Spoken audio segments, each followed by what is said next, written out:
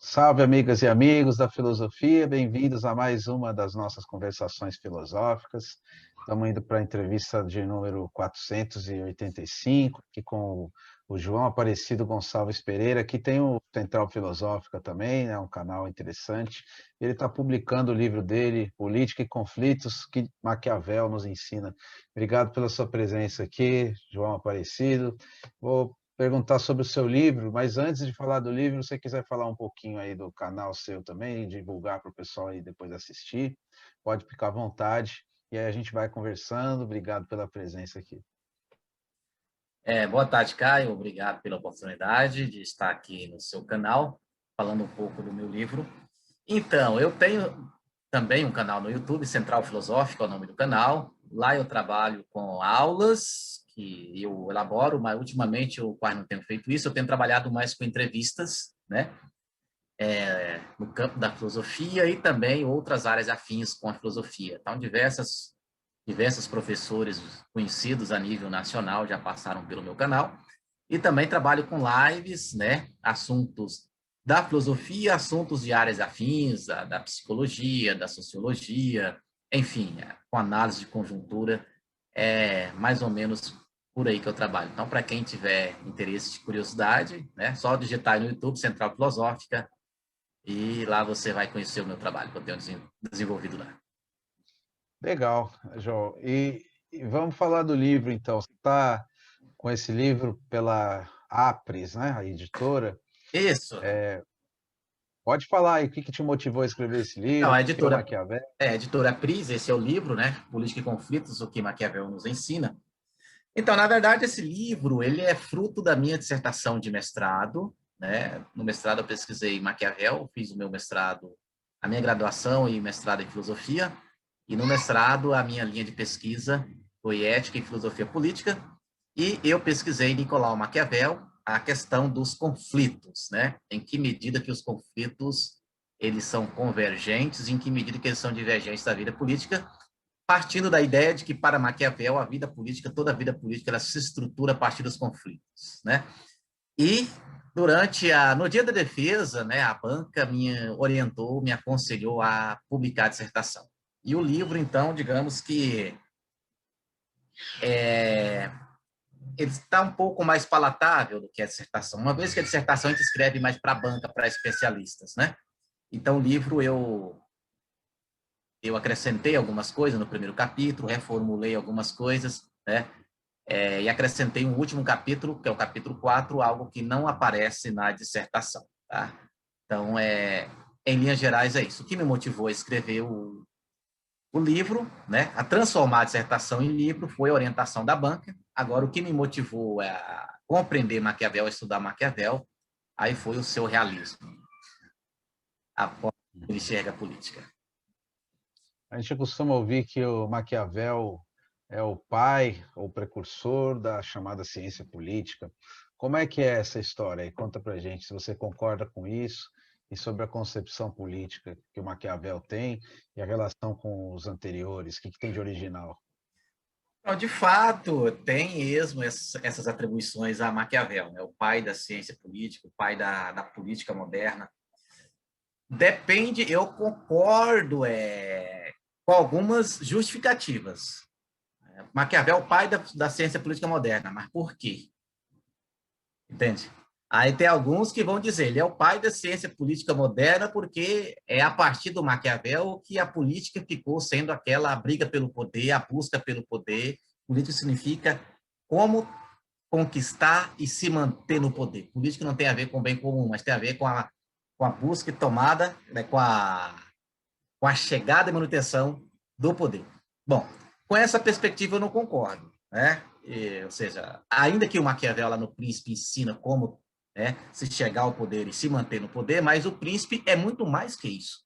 Maquiavel nos entrega muito mais do que isso. O que eu vejo que o Maquiavel tem de original, né, em relação aos seus antecessores, em relação aos seus contemporâneos, e que posterior a ele, né, como diz a professora Maria Isabel Limonge, da Federal do Paraná, depois do Maquiavel, ninguém mais escreveu sobre política, abordou política sem ignorar a questão dos conflitos. é esse ponto que eu vejo que o Maquiavel original é a questão do conflito. Como assim? Que antes de Maquiavel, quem estudava política, né, via o conflito, mas o conflito como algo a ser evitado. Né? Que a política ela se dava no consenso, ela se dava na unidade. Em Maquiavel, não. Para Maquiavel, a política se dá no dissenso. Né? Só existe a política porque existe o dissenso. Né? A política se estrutura a partir do conflito. Conflito, que tipo de conflito? O conflito entre os grandes que querem governar e oprimir e o povo que não quer ser governado e oprimido. Para Maquiavel, toda a vida política ela se estrutura, ela cresce e cai desse jogo, né? Desse movimento entre esses dois pontos. Os grandes que querem governar e oprimir e o povo que não quer ser governado e oprimido. Então, a meu ver, a novidade do Maquiavel, a originalidade do Maquiavel se assenta nesse ponto. Então, entendendo que a política é o lugar da pluralidade, da diversidade, é o campo dos conflitos, então, pensando dessa forma, aí sim eu concordo que o Maquiavel é o pai da política moderna, né? Da ciência política moderna, da filosofia política moderna. Agora, se as justificativas são outras, né? Aquelas justificativas bem reducionistas, aí eu já discordo. Uma coisa que eu ia te perguntar, você falou do Príncipe. A gente sabe que o Maquiavel tem duas grandes obras, além de outras, mas principais, que são o Príncipe e o Comentário ao Tito Livio. Como que você vê a relação entre essas duas obras? Porque a gente vê que tem pessoas, né, que não são estudiosas, especialistas em Maquiavel, que olham de longe e veem como se fosse duas obras que expressariam duas teorias diferentes, né? Seria quase uma defesa da monarquia e a outra da república. Então, para quem vê de fora, né, que tem essa confusão, como que você que estudou a fundo o assunto compreende a relação dessas duas obras? Caio, só um segundo, antes de eu te responder, você faz edição, né? Você edita. Tá saindo um ruído aí por baixo, de criança? Tá, tudo bem, porque as lives. Tá. Então, Caio, veja bem, essa questão ela não é, digamos que não tem uma resposta esclarecedora, única, né? Onde que uma vez que você tendo acesso a ela, agora o problema está resolvido, né? Então, existem sim leituras diversas em relação às duas obras, comparativos, formas diversas de comparar essas duas obras, né? Há, de fato, quem enxerga ali, olha, no Príncipe, o Maquiavel escreveu ali para principado. Ali é uma obra de caráter principesco, né? Ele está escrevendo para o príncipe ou para o povo, mas quem está em um principado. E o discurso sobre a primeira década de Tito Livio, ele escreve para repúblicas, né? Para governantes de uma república, para cidadãos de uma república. E há quem faz a leitura republicana das duas obras, né? Tem muitos estudiosos do Maquiavel que vai fazer a leitura republicana das duas obras. Até mesmo o Príncipe, ali, o Maquiavel é republicano, em todas as obras. De ponta a ponta, ele é republicano, mesmo no Príncipe. E o Príncipe, ele foi escrito, ou quando ele aconselha, né, que se tenha um regime principesco, é um caráter circunstancial. Eu vejo o seguinte, eu tenho um pensamento intermediário. Eu vejo que, de fato, o Discursos é uma obra republicana, escrita, voltada para o regime republicano. E o Maquiavel, lá no Discursos, no capítulo 54, a primeira parte, capítulo 54, se eu não me engano, é nesse capítulo, se não me falha aqui a memória, ele vai falar da questão da igualdade como condição para fundar uma república, e ele vai dizer, olha, onde não se tem a igualdade, ou não tem a possibilidade dessa igualdade vir a existir, que os estudiosos vão entender como igualdade política, e que eu trato no livro, é melhor que se funde ali um principado. Então, partindo daí, eu ando naquela compreensão de que o principado para o Maquiavel é algo circunstancial, ele é republicano. Mas há situações que não dá para se ter uma república, então que se tem ali um principado. E ele escreve uma obra voltada para, né, os regimes principescos. Porém, nessa obra, O Príncipe, tem elementos ali de conexão com o discurso. Né? Tem elementos republicanos ali, mas eu não diria que é uma obra republicana também, assim como o discurso. outros, né? Então, eu digo que é uma obra que é voltada para o regime principesco, mas tem elementos de republicanismo ali, né, que converge com a sua outra obra, Discursos, uma vez que, a meu ver, de fato, Maquiavel é um pensador republicano, né? E eu estou de acordo com essa ideia de que ele defende o regime principesco em caráter circunstancial. Uhum. Eu ia perguntar próximo sobre a atualidade, mas antes eu queria perguntar sobre a importância do Maquiavel no contexto italiano, da unificação, né, da Itália, que foi tardia, e como que você vê a relação do Maquiavel com o processo político italiano. De fato, como se sabe, né, a Itália ela foi um dos únicos países, né, ou estado, hoje a gente fala estado, né, estados nacionais, a se unificar, né, a construir ali uma nacionalidade.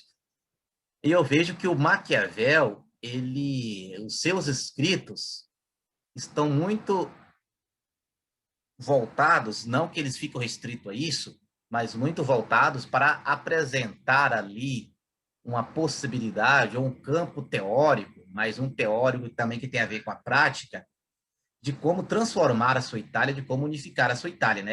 Que era algo que incomodava muito o Maquiavel, principalmente quando ele vai falar da sua Florença. Ele fala que em Florença não sabia nem se era uma república, se era um principado, se era, né, um regime de condado, o que de acha era aquilo lá, né? No discurso, ele vai mostrar que, olha, quando ele vai falar dos regimes perfeitos, né, vai falar, existe um principado e uma república, e os regimes intermediários, que não é nem uma coisa nem outra, são os piores regimes. E ele vai falar isso olhando para a sua Florença. A sua Florença, que era esse regime, que era uma cidade muito fragmentada, né, que sofria muitos ataques estrangeiros. Então, eu vejo que ele tem essa preocupação, né? Por isso que eu falo que ele é republicano, que ele sonhava, né, com a sua Itália sendo um regime da liberdade e que fosse ali um Estado forte, né, um Estado forte frente, né, a ataques estrangeiros e forte também de modo interno, né, para garantir ali a saúde da vida política. Então, eu vejo que o contexto em que ele viveu, né, aquele contexto de uma Itália fragmentada, em especial a sua Florença, uma cidade que ele considerava corrompida, muito corrompida, eu vejo que esse contexto foi fundamental para ele construir ideias, tanto no Príncipe e também nos discursos, né, que são válidas para pensar uma república. Ou seja, aquilo que ele pensou ali, que foi de inspiração de onde ele estava vivendo, serviu para ele construir ideias que serviriam de base, né? Não só para construir uma república naquele momento, mas que transcendeu tempo e espaço, de modo que ele conseguiu nos dar, né, nos blindar com um referencial teórico fenomenal, né, que são as suas obras, tanto o Príncipe quanto o Discurso, como História de Florença, né, e também a Arte da Guerra, que é uma obra muito interessante, né, que também é desconhecida, às vezes tão desconhecida quanto o Discurso, né, mas também é uma obra interessante, né. Mas eu digo mais, mas também não foi só o seu contexto histórico, né, não foi só o contexto histórico em que ele está vivendo que serviram de base para os seus escritos, também a leitura dos clássicos. Isso, nas suas cartas, ele mostra isso, quanto ele lia os clássicos, né, da antiguidade. E acho que tudo isso serviram ali de inspiração para ele construir ali essas suas obras. Tito Livio, né? A época do Tito Sim, Livio, com certeza. Políbio, Aristóteles, né? No discurso tem um capítulo que ele menciona Aristóteles, parece que é no capítulo 28 do livro 1, da primeira parte, que ele menciona Aristóteles. Muito legal. E para pensar o Brasil e o contexto de hoje, né, os estados nacionais de hoje em dia, o que o Maquiavel ajuda a gente a compreender o que deu errado, né, para a gente falar aqui da unidade política no Brasil, né, esses estados pós-colonizados aí depois. O que você acha que a leitura do Maquiavel nos ajuda a nos compreendermos melhor? Caio, responder essa pergunta sua, ela é sempre um desafio. Eu construí o capítulo 4 do meu livro, né, tentando, claro, eu não menciono o Brasil, mas eu coloquei a atualidade de um modo geral, eu inicio o capítulo 4 do livro reconhecendo esse desafio, que é de você usar as ideias de um clássico que está em outro tempo, né, que contexto de político, social, econômico e conceitual também, uma rede conceitual diferente dos nossos, né, dos tempos em que vivemos. Então, é um desafio. Muitos colegas que estudam Maquiavel, eles tentam fugir disso aí, saem pela tangente, mas eu acho que ele tem muito a nos dizer. Ele tem muito a nos dizer, sim. E eu corro esse risco de dizer, de apontar algumas coisas. Eu vou andar um pouco naquilo que eu trabalho no livro. Eu acho que o Maquiavel nos ajuda, contribui muito conosco, sobretudo para pensar que a política ela é de nossa responsabilidade. Que a política é obra humana, é feita pelos homens, né? E é de responsabilidade dos homens, né? O que acontece na política não é castigo divino ou bênção divina, né? Não é outra influência de fora do campo empírico, né? De fora das vivências humanas. Ela é de responsabilidade humana. E a política ela é feita por homens. E é o retrato do que os homens são, né? E o Maquiavel diz que os homens eles são propensos ao egoísmo, são propensos ao mal, né? E não quer dizer também que os homens não sejam capazes de fazer coisas grandiosas. Mas se você deixá-los aí, é muito mais provável que eles vão fazer coisas maldosas, né? Eles vão mais se enveredar pelo caminho da maldade do que da bondade. Então, Maquiavel nos ajuda muito a pensar isso, né? Que a corrupção faz parte, não é que ela faz parte da vida política, mas ela entra na vida política, né? Eu costumo sempre fazer a comparação do corpo humano com o câncer. O câncer não faz parte do corpo humano, mas ele entra no corpo humano. As doenças não fazem parte do corpo humano, mas elas entram no corpo humano. Desde que a imunidade desse corpo esteja debilitada, esse corpo não tem imunidade, não esteja bem alimentado. E no corpo político da mesma forma. Então, eu vejo que o Maquiavel nos ajuda a pensar muito, né, nessa questão, como é que os corpos políticos morrem? Como é que a corrupção entra no corpo político? Uma das vias é o relaxamento, quando as pessoas vão perdendo ali o amor cívico, né? O amor à vida pública, o amor à coisa pública, esse respeito pela coisa pública, esse zelo pela coisa pública, né? Essa compreensão de que o coletivo, né, o meu bem-estar pessoal depende do coletivo onde eu estou inserido, né? Se o coletivo vai mal, isso vai afetar também o meu bem-estar social. Então, é o meu bem-estar pessoal, né? Então, essa relação, né, público e privado, né? O coletivo, ele tem uma importância fundamental na vida privada, na dimensão privada. Então, Maquiavel nos ajuda a compreender muito bem isso e nos lega também a ideia de que, como a política ela é feita por homens, ela é feita pelos seres humanos, só a política ela depende de como os homens vão fazê-la, de como os homens vão participar dela. Aí, um outro legado que eu acho bem bacana para a gente pensar, atualizar a atualidade, é o papel do povo na vida política. Não há política sem o povo, não há república sem o povo, né? E eu costumo fazer uma comparação entre, se você vai pegar ali claro, a comparação ela pode ser pobre, né? Que na filosofia o exemplo ele tende a empobrecer a ideia geral, a ideia conceitual, né? Mas eu costumo arriscar com alguns exemplos só para ilustrar, né? O exemplo do café. Você vai fazer um café. O que você precisa? Da água e do pó do café e do açúcar. Se você coloca só a água e o pó do café, o café fica amargo, né? Se você coloca o açúcar, né, o café vai ficar mais palatável, né? Para quem gosta do café mais doce, né? Então, se falta o açúcar, o café fica amargo. Se falta o povo participando da vida política, vamos ter uma vida política amarga. Sem o povo, vida política, sem a participação popular, é opressão, é tirania. Isso eu falo no segundo capítulo do livro, né?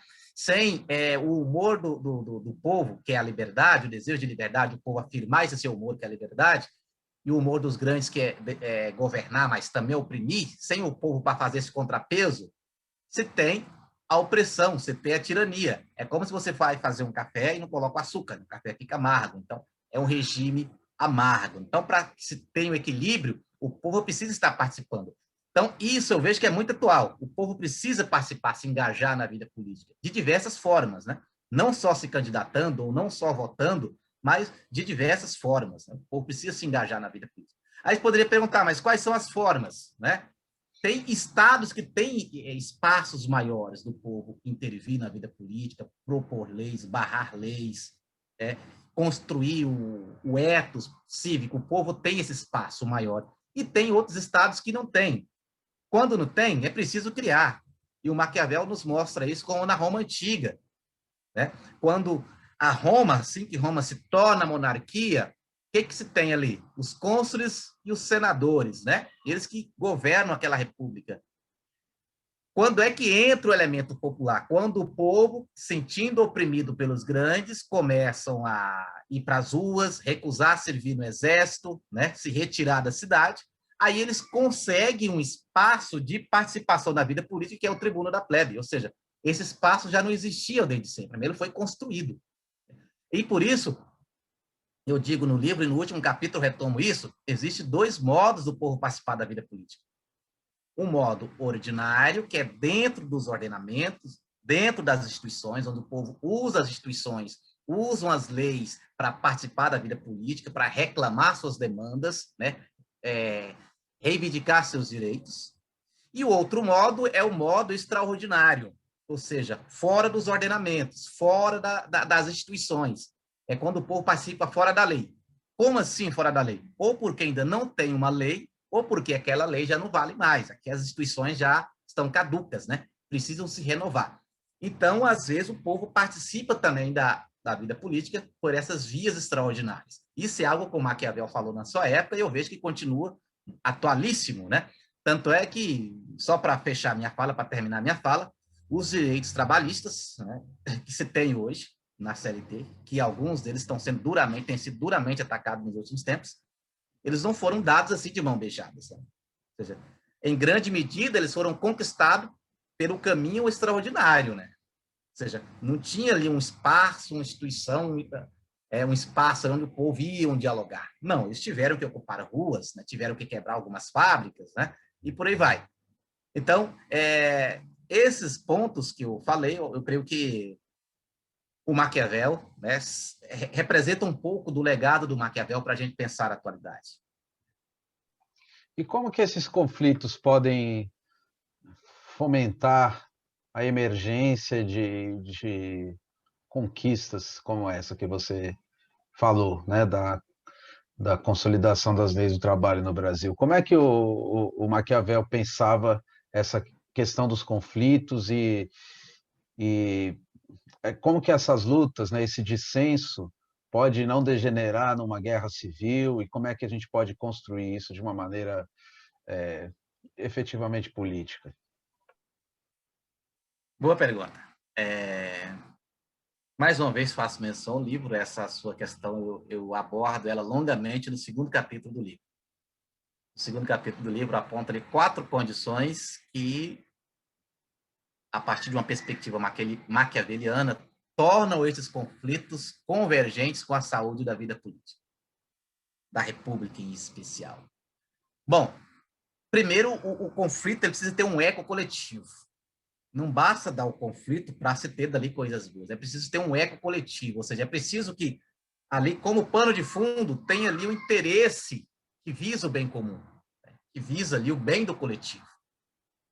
Porque quando não se tem isso, quando as pessoas vão para as ruas, quando elas reivindicam, quando elas fazem manifestações, mas visando não algo que vai repercutir de forma positiva, né, no coletivo, aquela briga, aquele desejo se torna faccioso. É algo que eu desenvolvo lá no terceiro capítulo, a questão das facções. E que o Maquiavel reclama da sua Florença. Né? Fala, ó, em Roma, os conflitos davam certo. Em Roma, os conflitos sempre resultavam em boas leis, em instituições. E em Florença, os conflitos resultavam em mais conflitos, em mais divisões, e sempre desembocavam na ruína daquele corpo político. Né? Quando não se tem esse eco coletivo, quando os grupos brigam pensando apenas no seu interesse pequeno, né, próprio, específico, e que às vezes esse interesse não tem a ver com o interesse coletivo, esse conflito ele é pernicioso, né? Ele é ruim.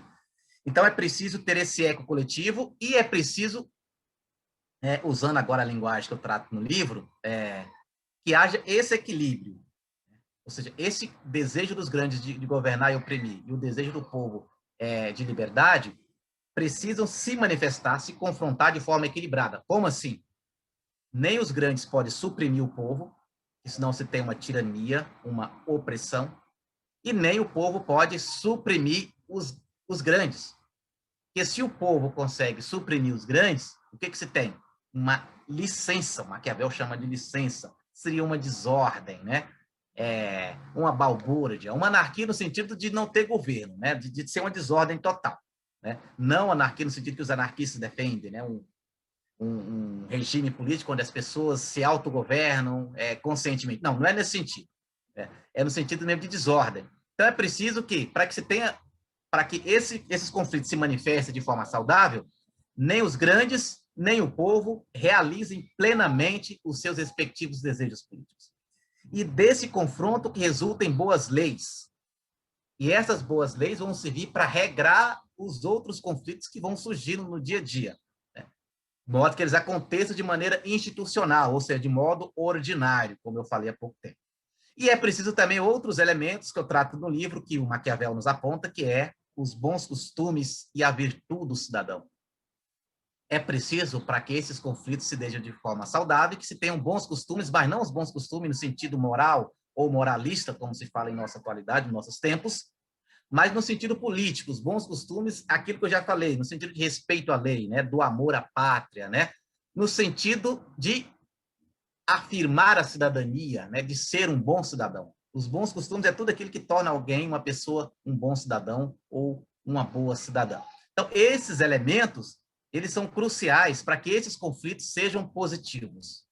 Agora, quando não se tem esses elementos, aí as boas leis elas vão enfraquecendo, os bons costumes eles vão se degenerando, né? As leis já não têm mais tanta eficácia política, elas servem mais para oprimir, né, do que para promover o bem comum. As instituições servem mais para oprimir do que para promover o bem comum. Aí as pessoas vão tentar resolver as suas demandas do seu modo, né? O Maquiavel vai chamar isso de modos extraordinários de resolver suas demandas, né? Aí surgem no seio da República pessoas que se tornam fortes demais e começam a ter subordinados para resolver seus problemas. É aquela situação em que um grupo de pessoas tem uma demanda, o Estado não serve mais para ampará-lo, ele vai procurar ali um particular para fazer isso. Né? Aí cria facções, cria milícias, né? Enfim. Esses tipos de situações, esse tipo de conflitos, eles são nocivos à vida política, porque eles cada vez mais vai fragmentando a República vai se esfacelando, e o próximo passo a vir pode ser uma tirania. Né? Pode ser uma tirania. Se as coisas não se renovar, se as coisas não se remodelar, o próximo passo pode ser uma tirania. E nesse sentido, você acha que dá para pensar questões como, agora voltando ao nosso contexto contemporâneo, né? Eu vejo você falando e passa pela minha cabeça aqui os acontecimentos recentes, né? Enfim, prisão de político, coisas assim que a gente tem visto no contexto brasileiro, né? Eu sei que o Maquiavel ainda não conheceu a teoria de Montesquieu, que veio depois, mas que ele já pensa coisas assim sobre os conflitos internos da organização estrutural do poder. Então, quando o executivo passa a extrapolar o domínio de um outro poder, ou quando juízes passam a extrapolar o domínio do executivo e coisa e tal, e isso gera uma série de consequências na vida política, e aí tem relações com as elites internas, com os governantes externos, com as outras nações, e como ele falava da Florença dele, né, fica sujeito a ataques estrangeiros. Hoje os ataques estrangeiros são diferentes, né? Existe a luta cambial, por exemplo, mas é um ataque, né? Agora o dólar está R$ 6, é uma guerra. Existe agora a vacina também, então a vacina da China, a vacina da Rússia, a vacina dos Estados Unidos, então, tem muitas formas, né, dessas guerras acontecerem. Eu acho que o Brasil hoje é um Estado-nação completamente vulnerável a esses ataques, né? Queria que você comentasse, se você quiser falar um pouco disso, né, da coesão do nosso Estado e da ausência dessa coesão, no fundo, né, no sentido político, e do que o Maquiavel pode, mais uma vez, anunciar certos caminhos, certas formas de diagnosticar esse problema. Veja, você falou do Montesquieu, Eu costumo dizer que o Montesquieu, assim como Hobbes, é daqueles pensadores que deveriam pagar direitos autorais para Maquiavel. O Montesquieu, ele, na sua obra, quando ele escreve lá as causas e as razões da grandeza e da decadência de Roma, né? Ou seja, além do espírito das leis, o Montesquieu tem essa obra, principalmente nessa obra, o Montesquieu vai usar muito do que Maquiavel escreve no Discursos, né? Quando ele vai falar da a causa da grandeza de Roma, porque Roma expandiu demais, né? Quando ele vai analisar a causa da grandeza e da decadência romana, eu vejo que ali tem muito do Maquiavel nessa obra do Montesquieu. No Espírito das Leis também, né, como pano de fundo, tem muito do republicanismo do Maquiavel que perpassa ali. Eu volto a dizer que, quando eu olho para a nossa atualidade, né, aqui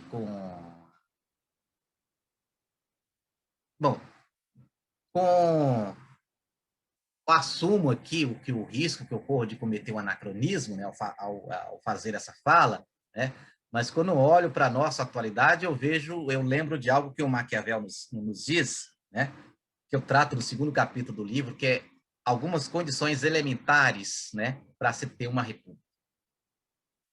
Eu já falei disso aqui, mas eu vou retomar. Em uma dessas condições elementares, uma condição elementar para se ter uma república é a igualdade política.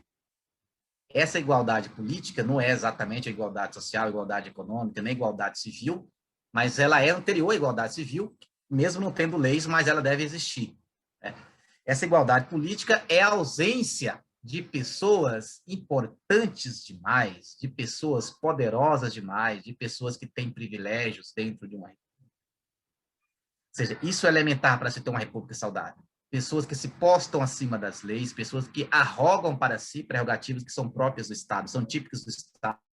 Essas pessoas arrogam para si, né? E acaba que quase que sendo ali um Estado dentro do outro Estado, um Estado paralelo ali dentro do outro Estado, né? Que constrói leis que diz respeito às leis e constrói as leis do seu jeito, né? Não lei no sentido próprio da palavra, mas vai construindo regras ali, padrões de comportamento, tendo pessoas subordinadas a si, né? Enfim, como se fosse um Estado paralelo. Essas pessoas têm o poder de construir um Estado paralelo, né? O Brasil já teve muito isso, né? Em algumas regiões do país, né? As situações de coronelismo, né? Em que um dado cidadão ele tem poder de mandar no juiz, tem poder de mandar no prefeito, poder de mandar na polícia local, até mesmo no governo, poder de influência, né? Podemos pensar isso também no tipo de empresário que tem poder para fazer isso.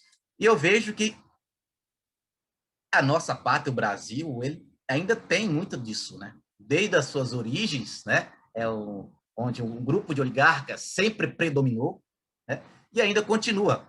Então, isso dificulta as coisas funcionarem, né, de forma adequada. Isso dificulta muito a nossa república ter a sua saúde que ela precisa ter, a saúde de república, né? Isso dificulta muito. O Maquiavel vai dizer que é impossível ter uma república assim, em condições assim.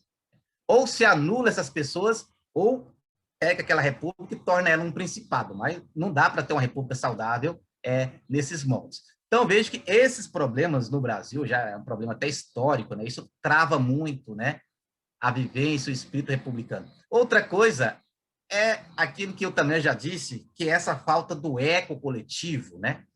Essa falta dos bons costumes, né? do amor à coisa cívica, do amor à coisa pública. Você fala aí das instituições, da guerra entre as instituições, né, entre os poderes.